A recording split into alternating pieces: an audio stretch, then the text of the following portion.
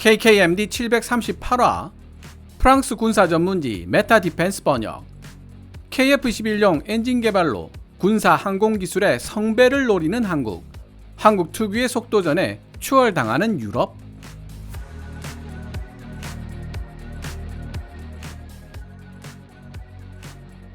대한민국이 추구하는 전략적 자율성의 필수 요소, 한국형 터보젯 엔진. 더구나 하나에어로스페이스는 신형 터보젯 모델을 판보로 에어쇼 하나부스에 가져다 놓았는데, 이를 살펴보면 초기 개념 연구가 완료된 지 얼마 되지 않은 시점임에도 불구하고 현재 하나의 신형 터보젯 개발 프로젝트가 기술적 성숙 단계에 접어들고 있다는 사실을 눈치챌 수 있었다. 하나에어로스페이스는 KF-21 보람에 탑재된 F414 엔진을 한국형 엔진으로 교체하겠다는 목표를 가지고 있지만, 거의 90% 이상의 확률로 현재 FA50, T50의 동력을 공급하고 있는 F404 엔진도 새로운 한국형 엔진으로 교체될 것으로 예상된다. 미국 군사 전문지 브레이킹 디펜스에 따르면 하나에어로스페이스는 애프터버너를 제거하는 등 몇 가지 개조 작업을 거쳐 신형 엔진을 전투함 추진에도 사용할 계획인 것으로 보인다. 향후 한국형 신형 F414 엔진 개발 프로젝트가 성공적으로 완료된다면 미국 정부의 허가 여부에 따라 KF-21 보라매와 F-50 파이팅 이글의 수출 여부가 결정되는 모습은 더 이상 찾아보기 어렵게 될 것이다.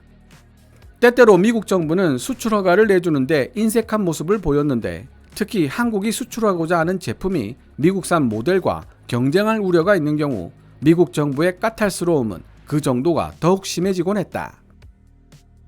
또한 자체 엔진을 보유하게 된다면 대한민국 항공우주 산업계는 전투기 생산과 관련된 거의 대부분의 가치 사슬과 관련 기술에 대한 권리를 통제할 수 있어 다른 나라와 협상이 필요할 때 엄청난 유연성을 발휘할 수 있게 될 것이다. 최근 사례를 통해 판단해 봤을 때 한국 정부와 방산업체들은 가치 사슬과 핵심 기술을 자유롭게 통제하는 데서 오는 유연함을 이미 완벽하게 활용하고 있다. 무엇보다도 한국 정부는 전략적 자율성을 달성할 수 있는 새로운 구성 요소를 갖게 되고, 필요하다면 미국의 군사적 보호는 물론 특히 재래식 무기 분야에서 미국 방산기업에 의존하는 정도를 크게 낮출 수 있게 될 것이다.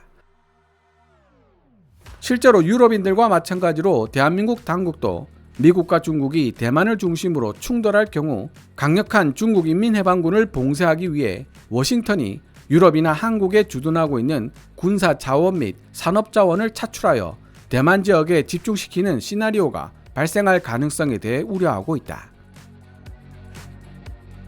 해당 시나리오가 현실화된다면 대한민국 군은 북한의 맹렬한 공격에 저항할 수 있는 능력을 갖춰야 할 필요가 있다. 동시에 우크라이나의 지속적 반격으로 엄청난 병력 손실에 직면하고 있는 블라디미르 푸틴과 마찬가지로 북한의 김정은도 자신의 군대가 가혹한 손실을 입게 된다면 후퇴하는 수밖에 없기 때문에 대한민국 군의 지속적인 반격 능력 또한 무엇보다 필수적이다. 거대한 기술적 도약을 눈앞에 둔 하나에어로스페이스. 전투기를 효과적으로 추진시키고 적절한 동력을 전달할 수 있는 터보젯 엔진을 개발하는 일은 오늘날 방위산업 분야에서 가장 달성하기 어려운 위협들 중 하나라는 사실에는 의심의 여지가 없다. 더구나 지난 60년 동안 전투기 엔진 개발에 관련된 여러 지식들을 모두 마스터한 나라는 단지 4개 나라뿐이었다. 아직 완벽하게 확인된 내용은 아니지만 중국이 불과 몇 년 전 어렵사리 이 엘리트 클럽에 가입할 수 있었다고 친다면 엔진공학의 미묘한 부분을 이해하기 위해 거의 40년 넘는 시간을 투자한 셈이 된다. 중국은 전투기 엔진 개발을 위해 지적재산권은 아랑곳하지 않은 채 수많은 리버스 엔지니어링과 엔진 뜯어보기를 시도했으며 심지어 간첩 활동을 통해 관련 정보를 얻어내려 했지만 끝내 성공하지 못했다. 결국 중국의 전체적인 연구 수준이 엘리트 그룹 4개 국가 정도로 올라선 후에야 중국 엔지니어들은 마침내 충분히 신뢰할 수 있는 터보젯 엔진 제품군을 탄생시켜 그들의 새로운 전투기에 장착할 수 있었다. 다른 많은 나라들, 예를 들면 인도나 브라질처럼 상당한 자원과 첨단 기술을 보유하고 있는 나라들도 전투기에 탑재할 수 있는 터보젯 엔진을 개발하기 위해 많은 돈과 에너지를 쏟았지만 별다른 성과는 얻지 못했다. 여기에는 그럴 만한 이유가 있다. 터보젯의 개념 자체는 비교적 간단하고 쉽게 접근할 수 있다는 특성을 지니고 있지만 엔진 그 자체는 높은 온도와 기계적 한계를 이겨낼 수 있는 물질로 만들어져야 하기 때문에 최첨단 금속공학을 포함한 여러 분야에서 가장 진보된 기술이 필요하다.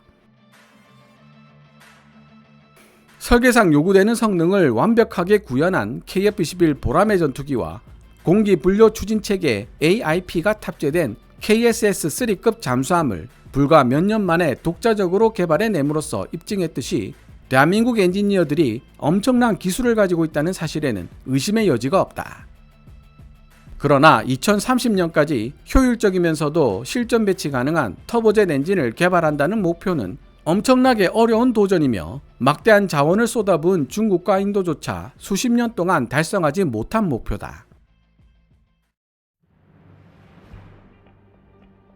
즉각적이면서도 중대한 대책이 없다면 15년에서 20년 후 유럽은 군사기술 분야에서 한국에게 뒤처지고 말 것이다. 대한민국 방산업체들로부터 연유한 방산기술 및 장비들이 북한의 위협을 억제하거나 특정 동맹국에 군사 장비를 공급하는 데 중요한 역할을 하고 있다고는 하지만 그럼에도 불구하고 대한민국 방위산업의 성장은 유럽 방위산업의 명백하고도 즉각적인 위험 요소로 등장하고 있다. 대한민국 방위산업은 이미 지난 몇 년 사이 국제 방산시장에서 유럽 업체들을 제치며 우위를 차지하기 시작했다. 자주포 분야에서는 하나 K9 썬더가 독일 PGH-2000과 미국 M109를 상대로 승리를 거두었고 경전투기 분야에서는 카이 T-50, FA-50이 유럽 모델들과 비교되며 좋은 성적을 거두었다.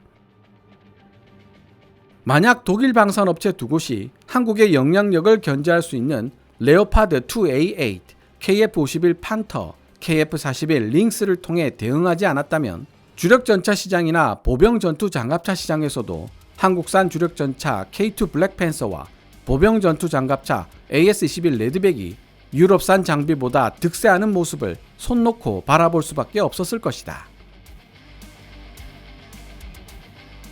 얼마 전부터 대한민국의 방산업체들은 지금까지 유럽 방산업체들의 전유물로 여겨졌던 잠수함 수주전에 뛰어들어 적극적 공세를 펼치고 있다.